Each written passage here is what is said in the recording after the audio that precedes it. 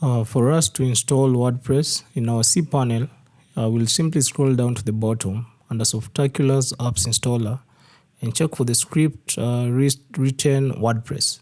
So simply click on it and a menu will appear. So here we can simply now click on install.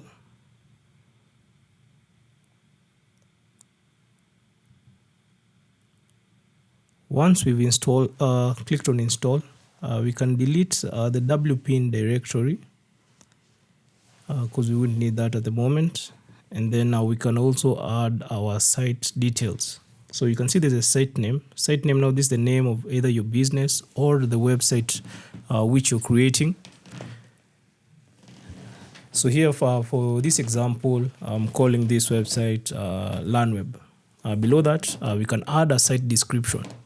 Another tip regarding the site description, always put a term which best represents what you're doing, and also something which someone who's searching generally for information related to your business can easily be directed to your site based on your site description. So it's a short sentence or phrase which you can add there. Another important thing to note is the admin username. You can change that as you wish to any name which you prefer, or leave it as it is. And for the other options, we won't tick them because they're not necessary for this particular course. Then under admin password, just put in a strong password which you can easily memorize and which is also secure, where someone cannot easily guess it. For the admin email, so you can realize there we have admin at webmail.co.ke, at learnweb.co.ke. So you can also change that as you wish, but I'll leave it as it is because I also created this email. Then another thing now we can change is the preface to a domain and put it as http www.learnweb.co.ke. So the reason we've chosen that instead of the HTTPS is because our website currently doesn't have an SSL certificate, which we'll be able to install later on. Now you can see we've received a confirmation that our WordPress has been installed, and we can also click on the administrative URL to be able to access the backend of the website. So this URL is simply your domain name, or rather your URL /WP admin. So the WP admin is common for all WordPress websites for you to be able to access the admin side of your website. So we'll just give it a few moments for it to load, and we'll be able to see the different features and functionalities which will be available with the main WordPress installation.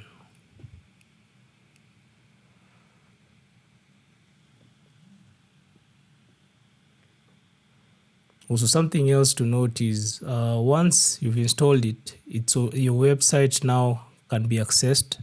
Anyone searching on an internet browser, your domain name will be able to see the first version of your website right now. So we can look at some of the key features of this WordPress installation.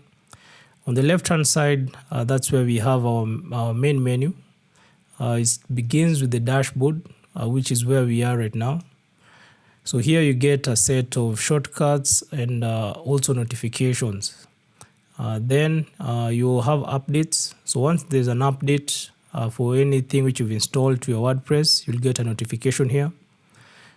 Posts, that's where you will create blog posts. So this can be news or rather short publishings which we can add to our website also to help in creating traffic. Media, that's what we'll upload to our website. All the images, the videos, and other content such as documents and presentations, so they can be accessed under media. In pages, so these are the main contents for your website, which will be in the form of pages where users or browsers can be able to get information from your site. Comments, The default WordPress installation can receive comments from readers or subscribers, which you can also be able to disable it in the future if you don't need the service. And appearance, that's where we'll be able to customize the appearance of the website. Plugins, these can be considered as softwares which we install to enable us perform functionalities, additional functionalities to the website easier without any need for coding. Then under users, these are the users for your website, because right at the moment we have one user, which is the admin. You can add additional users with different roles. You can add subscribers, you can add editors, and a couple of roles under users. Tools, that's some of the things which we'll be able to use to further customize our site. And settings, here we'll be able to set particular settings which are in line with our needs for the website. With that said, we can then now proceed to further customization of the website.